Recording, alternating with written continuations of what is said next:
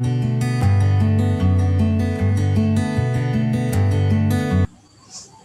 this presentation, we would like to talk about meaning. So, what kind of meaning are we going to talk about? Is it the meaning of life? No, we are not going to talk about that now because it's too late and already night. We don't want to cry. So, we're studying linguistic, right? So we are going to talk about the meaning in language. So there are millions of people living in this world, and we have different understanding from one another, right? And we have different perception. So sometimes when we hear the same sentence, for example, when I say duren, what do you think? Duda keren. Yes. Oh, see, like Bu Oom said, maybe Bu Oom said durian is duda keren. Maybe there's someone else said that durian is literally durian, the fruit. So Cholesterol.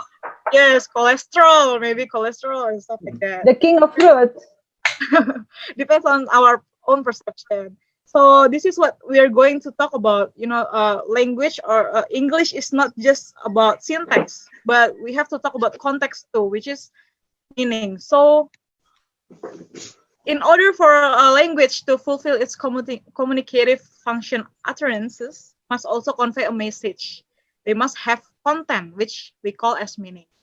And what do we call the study of meaning? It's called semantics. It is the systematic study of meaning. So, Miss Marcella, you can continue from here. Okay. In English, the word semantic means of or relating to meaning. In the science of linguistics, semantic is more explicit. Is the study of meaning based on the historical and psychological significance of words and terms. And there is a type of semantic. Okay. The type of meaning in semantic. The first one is lexical meaning. Lexical meaning is the meaning with dictionary. Lexical meaning refers to the sense or meaning of word as it appears in a dictionary. Jadi lexical meaning di sini adalah makna leksikal, yaitu makna yang sesuai dengan hasil observasi atau sesuai dengan kamus. For example, I save my money at the bank. And we cannot find this type of blood at the local bank. Jadi untuk bank di sini, I save my money at the bank adalah bank yang sebenarnya. Beda halnya dengan kalimat we cannot find this type of blood at the local bank. Jadi bank yang kedua, kalimat kedua adalah bukan makna leksikal. Kemudian the next one, grammatical meaning. Grammatical meaning is the meaning conveyed in the sentences by word or the grammatical signal. It also called structural meaning. Jadi grammatical meaning adalah makna yang muncul akibat berbagai macam proses gramatikal. Ahli bahasa membedakan makna gramatikal dari makna leksikal atau detonasi. Sebagai contoh, books. Books sama dengan many books atau buku yang banyak karena ditambahkan atau mempertimbangkan grammar. Ada juga contohnya misunderstanding, ditambahkan dari understand ditambahkan miss dan ing. Seperti itu. Untuk yang ketiga adalah contextual meaning.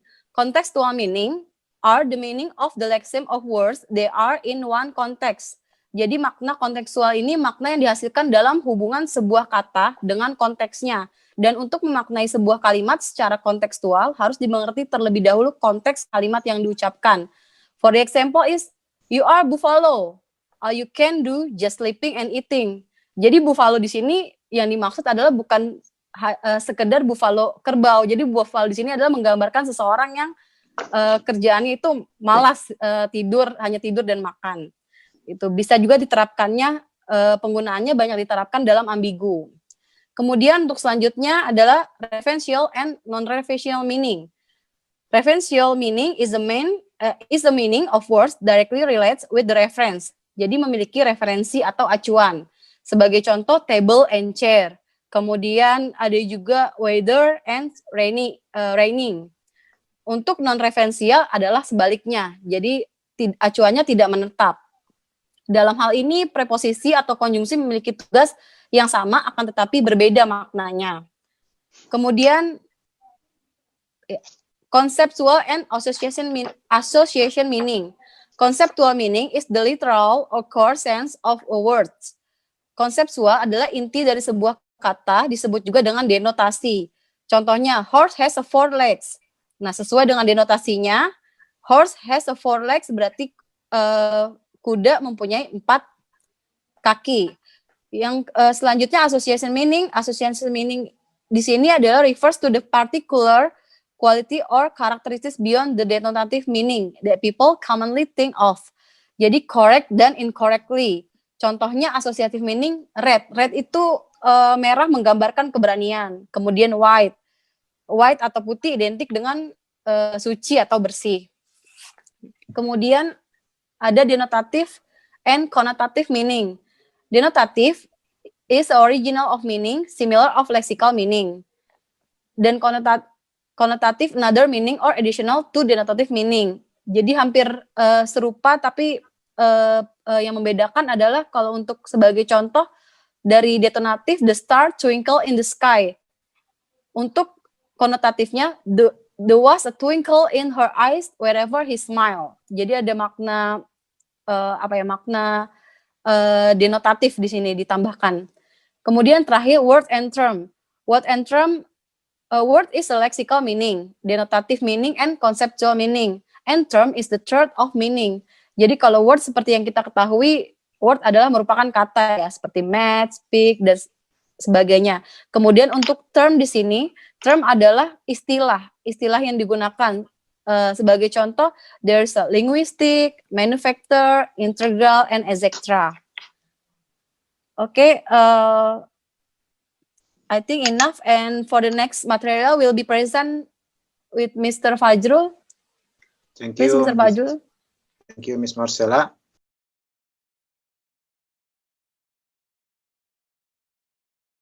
Go on. Thank you, Ms. Fajrul. I will explain for the next material. The first one, large-scale language proficiency testing.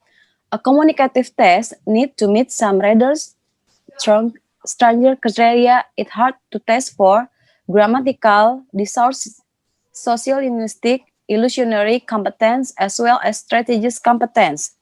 Nowadays, we have, So the good news is that research continue to focus on the component of communicative competence in their efforts to specify the multiple language traits that must be measured in the valid test. Listening, speaking, reading, and writing are but one dimension of multiple trait approach to testing.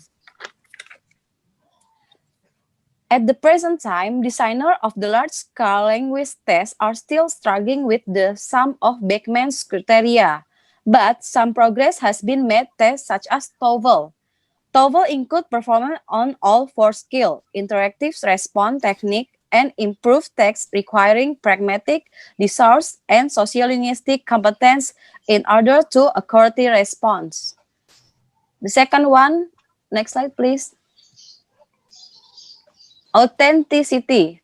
Authentic assessment is the measures of intellectual accomplishment that are worthwhile, significant, and meaningful, as a contrast with multiple choice tests. Authentic assessment can be devised by the teacher or in collaboration with the student by engaging student voice.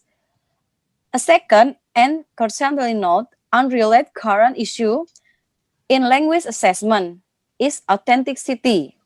One of the keynotes of communicative competence theory is the interactive nature of language.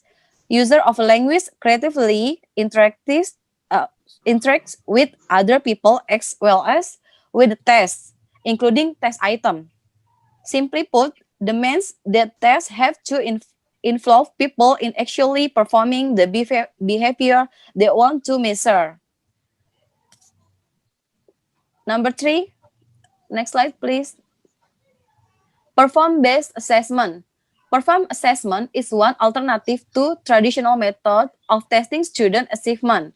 While traditional testing requires students to answer question correctly or often on multiple choice tests, performance assessment requires students to demonstrate knowledge and skill, including the process by which they solve problems. Perform assessment measures skills such as the ability to interest knowledge across discipline, contribute to the work of a group, and develop a plan of action when confronted with a new situation. Perform assessment are also appropriate for determining if students are achieving the higher standards set by the state for all students. Okay, Mr. Fajul, please continue.